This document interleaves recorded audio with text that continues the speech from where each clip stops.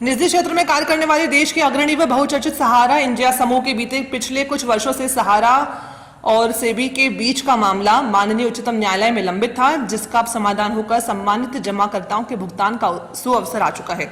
इसको लेकर भारत सरकार ने अपने सहकारिता से समृद्धि कार्यक्रम के तहत 6 जुलाई 2021 से मई 2023 के मध्य सहकारिता मंत्रालय द्वारा बढ़ाए गए कदमों की बदौलत अपनी अनुक्रमणिका के खंड क्रम में बहुराज्यीय सहकारी समितियों का सशक्तिकरण के पैरा 4 में सहारा समूह के समितियों द्वारा निवेशकों को भुगतान के फैसले के तहत सहकारिता मंत्रालय की याचिका पर सर्वोच्च न्यायालय ने एक ऐतिहासिक फैसला दिया था, जिसके तहत संप्रति भारत के गृह मंत्री अमित शाह ने विगत 29 मार्च को अपने उद्बोधन में सहारा समूह के सम्मानित 10 करोड़ निवेशकों को पैसे वापस मिलने की बात भी कही थी, जिसके तहत सहकारिता मंत्रालय के प्रयासों से उच्चतम न्यायालय के आदेश दिनांक 29 मार्च 2023 की अनुपालना में एक समय सीमा के अंदर सभी जमाकर्ताओं का भुगतान किया जाना तय है।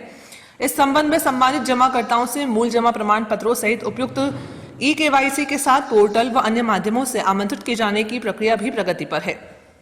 इस संबंध में पूर्व न्यायाधीश न्यायमूर्ति R सुभाष रेड्डी की अध्यक्षता में 2 बैठकें एवं सचिव सहकारिता की अध्यक्षता में समितियों stock holding document management service limited के साथ बैठक की जा चुकी है, जिसमें समितियों को उनके पास उपलब्ध डेटाबेस को SDMSL के साथ साझा करने का निर्देश दिया गया है।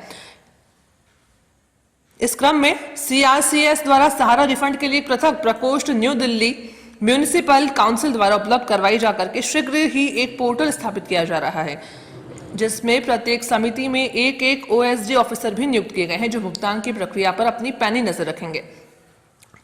ये करना होगा तब मिलेगा आपको भुगतान।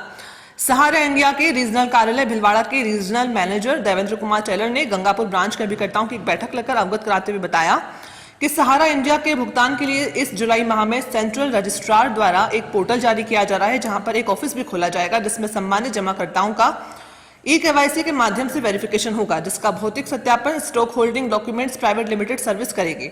ऐसे में भुगतान वापसी के लिए सभी सम्मानित जमाकर्ताओं को अपने अपने आधार कार्ड से उसका mobile number pan card link करवाना अति आवश्यक है, जिसके तहत उसके रजिस्टर्ड मोबाइल नंबर पर OTP प्राप्त होगा। उसी के जरिए डॉक्यूमेंट सबमिट करने होंगे। इसके सत्यापन के बाद ही भुगतान की प्रक्रिया पूरी होकर जमाकर्ताओं के सीधे बैंक खाते में भुगतान किया जाएगा। इसलिए जैसे ही पोर्टल की शुरुआत हो तब उसके निर्देशों की पालना सुनिश्चित करते हुए भुगतान प्राप्ति की प्रक्रिया को क्रियान्वित कर भुगतान प्राप्त करने में आप सहयोग करें।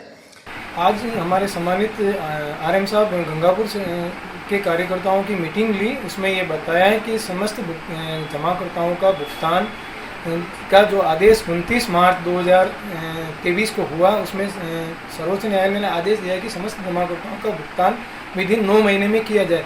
इसके लिए सहकार मंत्रालय द्वारा एक पोर्टल लॉन्च किया जा रहा है, जिस पर सम्मानित जमाकर्ताओं के पेपर का वेरिफिकेशन होने के बाद समस्त भुगतान उनके सीधे बैंक अकाउंट में कर दिया जाएगा। सम्मानित जमाकर्ताओं का आधार कार्ड और मूल दस्तावेज और पैन कार्ड होना आवश्यक है।